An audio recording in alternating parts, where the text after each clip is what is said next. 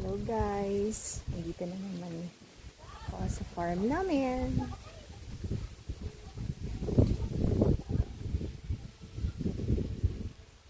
Ito po ang view. Yan po ang saging namin, or sa Tagalog ay lakatan, sa Zamboanga is lakatan.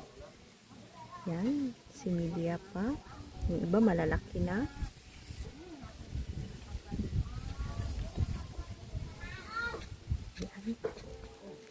Ito po. Yung iba malalaki na.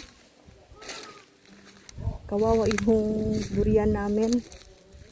Namatay sa sobrang init, guys.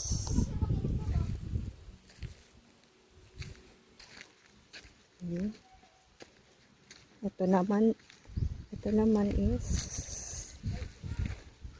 ayan o. Sana mabuhay talaga to. Sobrang init ng panahon. Yan po. Laki na.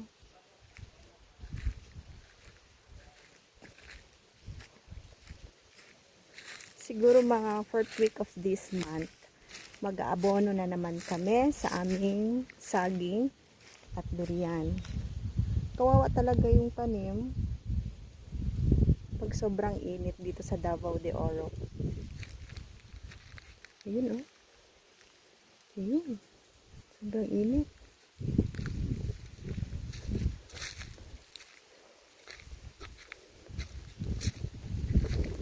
Maganda ang presyo ng saging na ito kasi umabot na ng 47 pesos per kilo ang saging.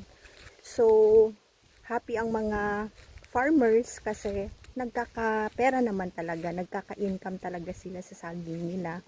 Worth it talaga yung pagod. Ayun. So, yun lang. Yun guys. Bye! See you next upload.